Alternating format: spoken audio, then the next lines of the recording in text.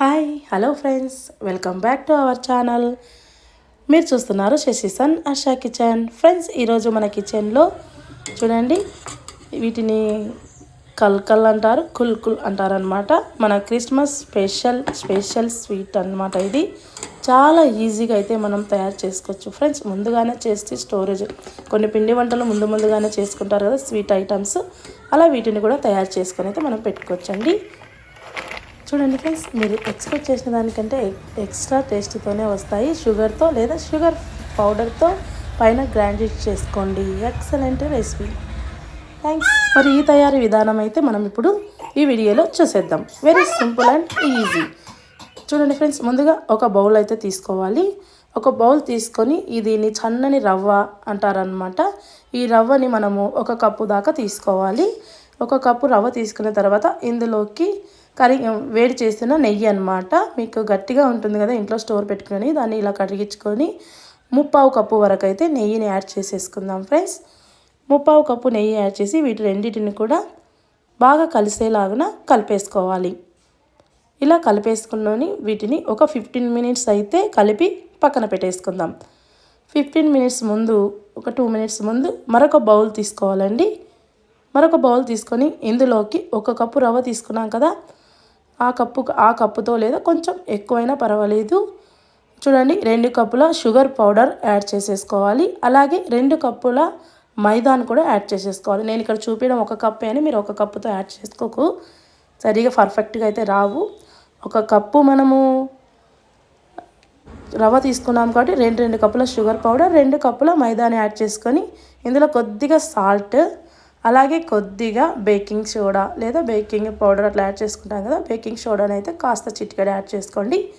ఇలా యాడ్ చేసుకున్న తర్వాత వీటిలోకి మనము ముందుగా ఏం చేయాలంటే, మనం కలిపి పెట్టుకున్నాం కదా 15 మినిట్స్, ఆ రవ్వని చూడండి ఇందులోకి మొత్తం కూడా యాడ్ చేసేసుకుందాం.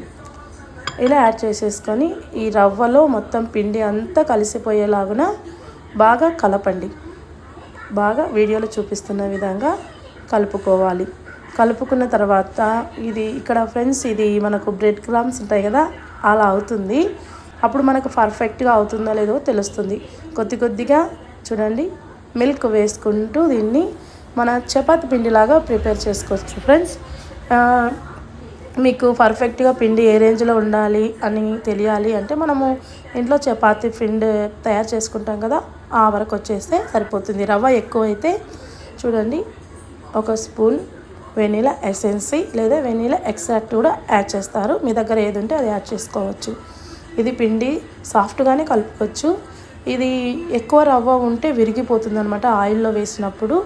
మనకు చపాతీ లాగానే ఉండాలి. గవ్వలు తయారు చేసుకుంటాం కదా ఫ్రెండ్స్, అలా ఉంటే సరిపోతుంది అనమాట పిండి. ఇది గుర్తుపెట్టుకొని పిండి ప్రిపేర్ చేసుకొని ఇది ఒక 2 పార్ట్లు లేదా 3 పార్ట్స్, మీకు ఎక్కువ అయితే పిండి 3 పార్ట్స్గా చేసుకొని మొత్తం ఇలా రోల్ చేయాలి. ఇది సాఫ్ట్గా కలుపుకున్న తర్వాత రోల్ చేయాలన్నమాట. ఇలా రోల్ చేయండి. ఇది చూడండి పెద్దగా అయింది రోలు. దీన్ని కూడా నేను 2 పార్ట్స్ చేసేస్తున్నాను. ఇలా 2 పార్ట్స్ చేసేసి మళ్ళీ దీన్ని చూడండి ఇలా రోల్ చేసేయండి. రోల్ చేసేసిన తర్వాత నైఫ్తో మనము దీన్ని సమాన పార్ట్స్గా కట్ చేసుకుందాం. నేను వీడియోలో చూపిస్తున్నట్లు ఇలా సమాన పార్ట్స్గా దీన్ని అయితే డివైడ్ చేసేసుకోవాలి. ఇలా డివైడ్ చేసుకొని మనము వీటిని ఇక్కడ ఒక్కొక్కటి తీసుకొని 2 చేతుల మధ్య పెట్టుకొని రౌండ్స్ అయితే మనం తయారు చేసి పెట్టుకోవాలి. ఇలా రౌండ్ చేసి పెట్టుకుంటే మనకు త్వరగా ఫాస్ట్గా వర్క్ అవుతుంది. అందుకని నేను ఇలా చూపిస్తున్నాను. లేదా మీరు పిండితోనే మీ వేళ్ళతో తగినంత పిండిని తీసుకొని ఇలా రౌండ్స్ చేసుకొని చిన్న గోలిగుండు సైజ్ అంతా రౌండ్ చేసుకొని, లేదా చిన్న నిమ్మకాయ సైజ్ అంతా రౌండ్ చేసుకొని మొత్తం పిండిని అంతా, మీ దగ్గర ఉన్న పిండిని అంతా ఇలా రౌండ్ చేసుకొని పక్కన పెట్టేసుకున్నాం కదా. మరి వీటిని మనము గవ్వలు అంటారు కదండి, గవ్వలు తయారు చేసేది లేదనుకోండి ఇంట్లో, అప్పుడు నేను మీకు 3 ప్రాసెస్లు అయితే చెప్తాను. ఒకటి, మన దగ్గర ఇంట్లో ఉంటుంది ఫోర్క్.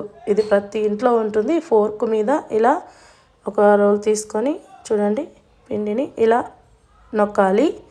నొక్కిన తర్వాత ఒక సైడ్ నుండి జస్ట్ అలా రోల్ చేసేయాలి. అంతే, మంచి సేఫ్ అయితే మనకు వచ్చేస్తుంది.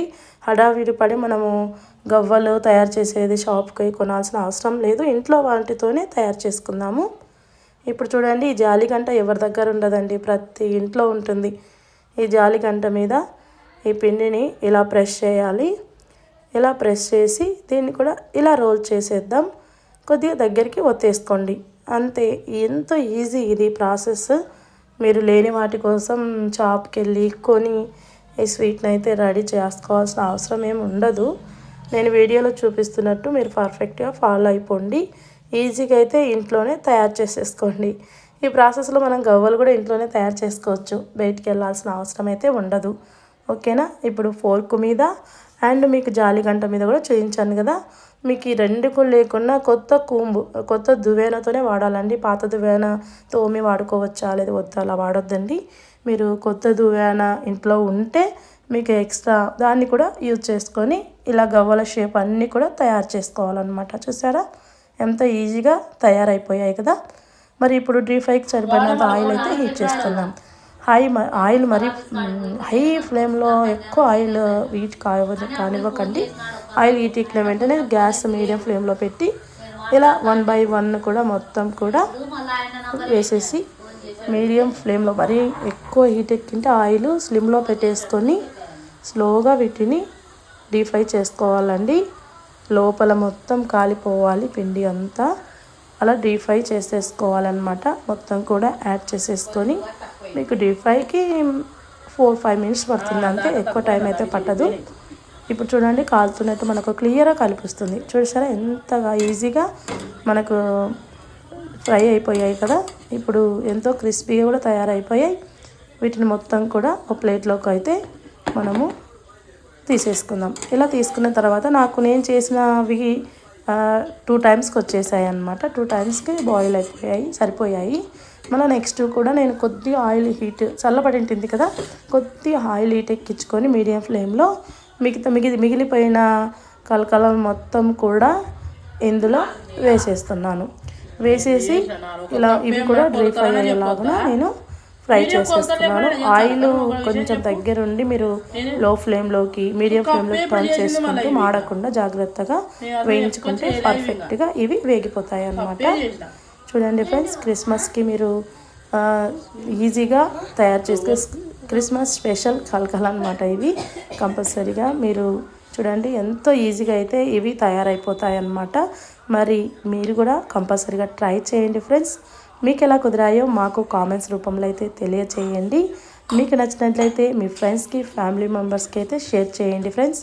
అలాగే మా వీడియోస్ అయితే చూస్తున్నారు కానీ సబ్స్క్రైబ్ చేయకుండా వీడియోస్ చూస్తున్నారు ఫ్రెండ్స్. మా ఛానల్ని సబ్స్క్రైబ్ చేసి వీడియోస్ అయితే ఫుల్గా చూడండి. ఫుల్గా చూసి ఎంజాయ్ ట్రై చేయండి. కంపల్సరీగా మీకు ఎలా కుదిరిందో కామెంట్స్ రూపంలో తెలియచేయడం మాత్రం మర్చిపోవద్దండి. Thanks for watching.